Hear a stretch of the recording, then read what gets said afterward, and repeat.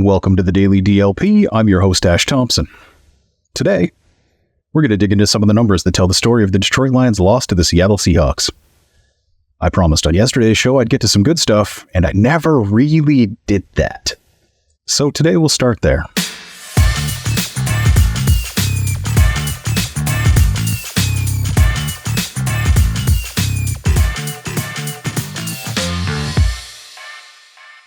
If you'll recall, last week, one of the things I said the offense needed to do was to improve the passing attack outside the trapezoid. Now, basically passes within 5 yards, passes in the middle third of the field.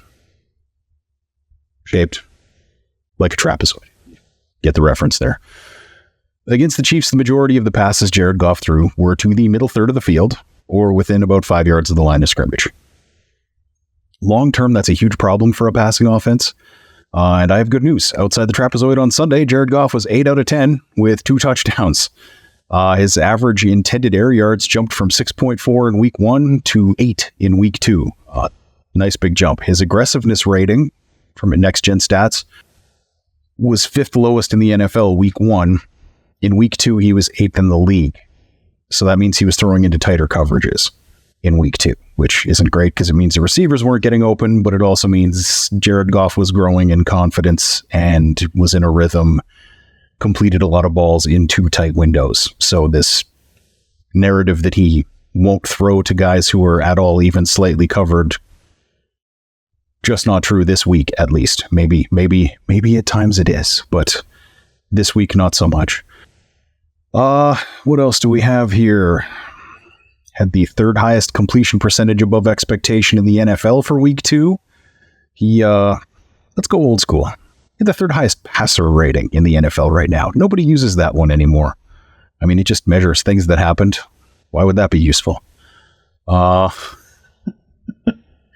We still have people out there trying to scream to the high heavens that Jared Goff has to go because he threw 1 interception in his last 400 passes. Is there anything he can do to please those people? Is there anything at all he could do to win you over? If you're a hater, and at this point I'm perfectly comfortable calling you a hater if you're still looking at first-round quarterbacks next year and thinking that they're going to give you something better than Jared Goff, or that they're likely to give you something better than Jared Goff, 1, maybe 2 will.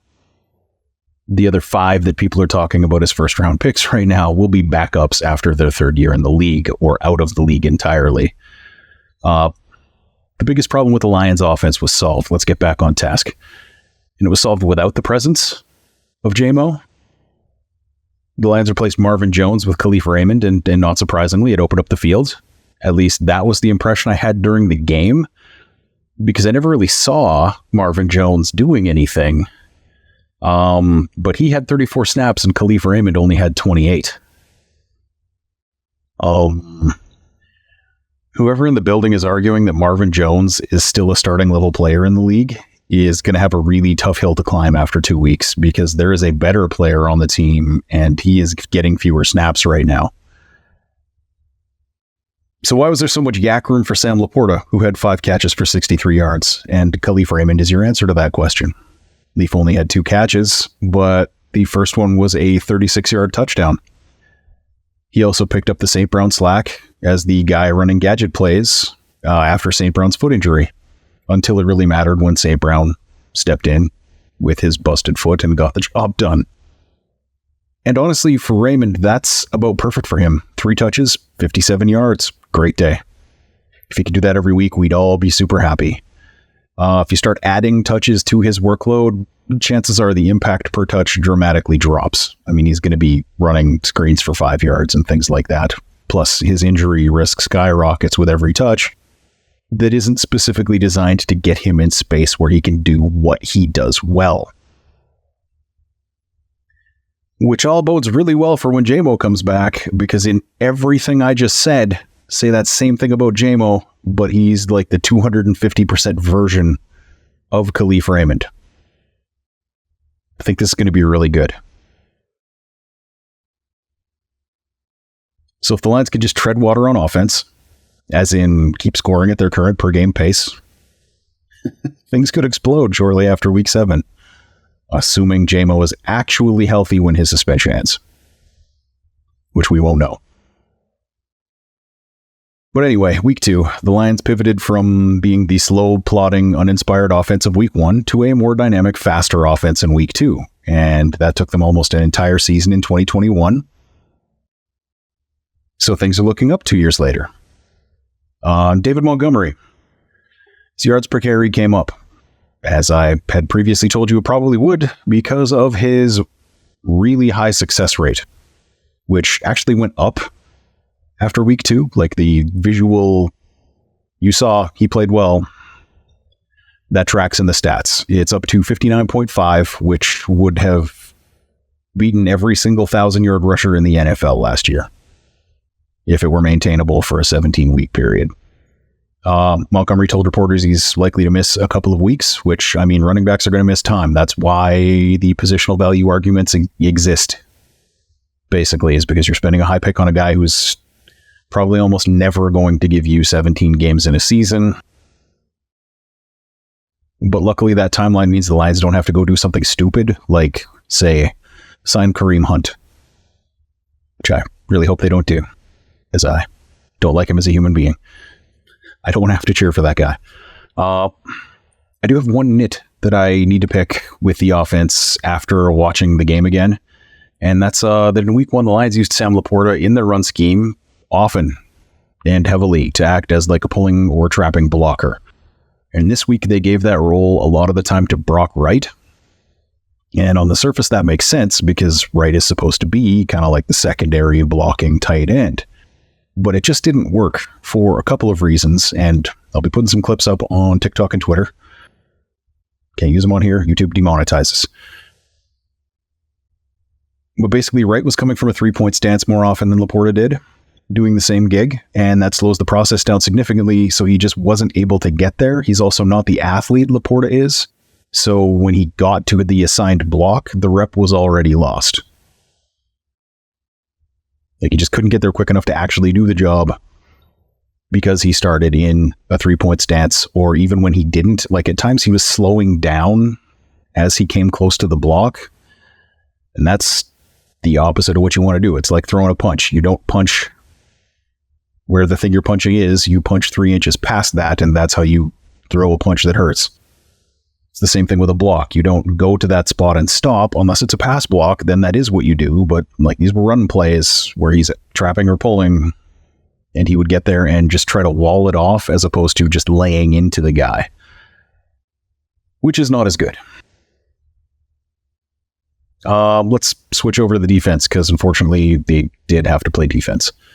Last week I told you the Seahawks defense had a bad week 1. One of the ways you could tell was that they had 3 of their top tacklers were defensive backs.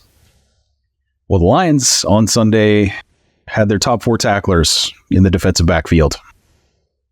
Week 1, they were keeping their linebackers clean, free to hunt for the ball. Week 2, the Lions just were not doing that same gig. Like, if you watch the game at all, you don't need me to tell you that the defense struggled a little bit. And one of the reasons is because that they were losing the battle up front. Whereas last week I was applauding the pile of would-be blockers that Alim McNeill and Benito Jones were standing on top of triumphantly in victory. This week, there was a little bit of that until McNeill got hurt. And then that went away completely, 100%. Like, we have no idea what the injury is that he was dealing with at the point where I'm recording this. He came out for a few plays, and he figured out a way to stay in the game. If he hadn't, the Lions would have been running a NASCAR package for the entire game and probably lost by 20.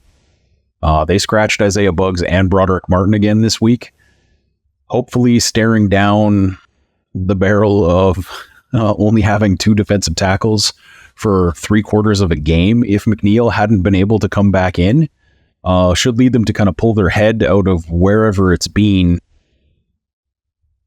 letting that position be thin on a weekly basis, because right now they're in a spot where if one guy goes down, they're either playing the same 2 guys for the rest of the game or playing NASCAR for a disgusting number of snaps.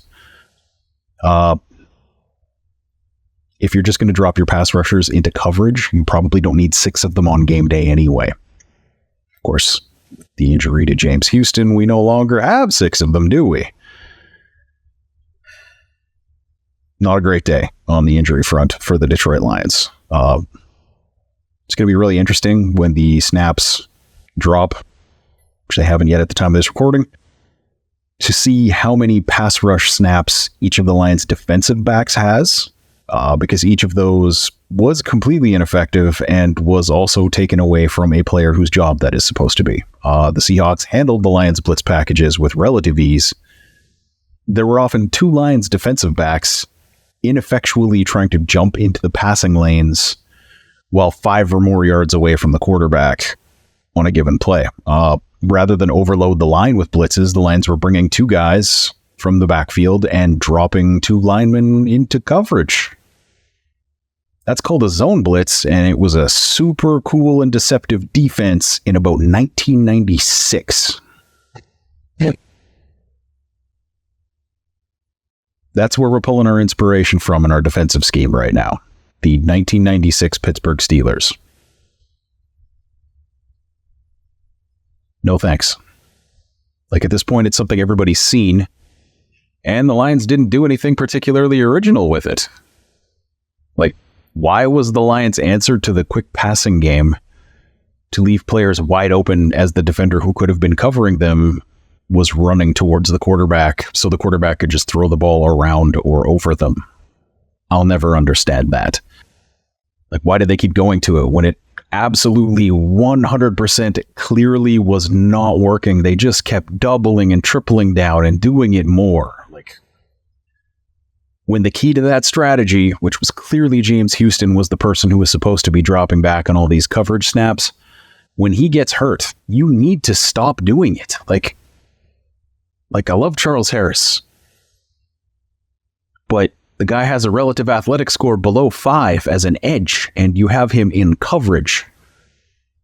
I'll never really understand that either. However, I'm using a corporate communications technique known as the shit sandwich here, wherein you have something negative to say, so you start with something positive, and then you say the negative thing, then you close with something positive, so that the person who's just been told that they're in danger of getting fired, or that they're not getting a promotion, or that their wages or hours are being cut, or that their paid time off that was approved months ago is now suddenly being denied, has a positive impression of the meeting in which they were told this terrible thing. The Seahawks got 14 of their 38 points directly off of turnovers. Like, when the offense coughs up a fumble on your own 23-yard line, that score's not on the D. You can say they should have forced a field goal, but you're just being difficult right now. You could say they gave up 23 yards in 2 plays for a touchdown, and I'd have a harder time refuting that. But we're being positive right now. The defense can't stop a pick 6. That one was also not on them. Like, the Lions' offense isn't going to turn the ball over 45 more times this season. And if they do, the Lions will have the number 1 draft pick. And we'll be hearing a whole new set of slogans from a whole new set of people in the front office and coaching staff, and we'll maybe be set to win some games by about 2027. The defense did some things well. Kenneth Walker averaged 2.5 yards per carry on 17 attempts. Overall, the Seahawks ran for 3.28 yards per carry. And on the season, the Lions are only allowing 3.6. That's good for a top 10 spot in the league. There are teams giving up basically like 5.5. 2 yards per carry almost more than the Lions are. Just don't go look at the deeper, more complicated rushing stats because we're being positive here. They're not in the bottom 10 for most team stats against the pass. The Lions are not one of the 6 teams who haven't managed an interception yet. That's all I got. I'm running out of positive track here. Tomorrow, we're going around the division. Subscribe for notifications. Like or dislike below. Comment positively or negatively. Algorithms matter too. Would you like to steal some money from billionaires? There's a link at the top of DetroitLionsPodcast.com that you could follow to go to several different places at which you can buy a variety of objects. Take money from Bezos or Jerry Jones just by clicking those links, or we've conveniently placed them below this video. See you tomorrow.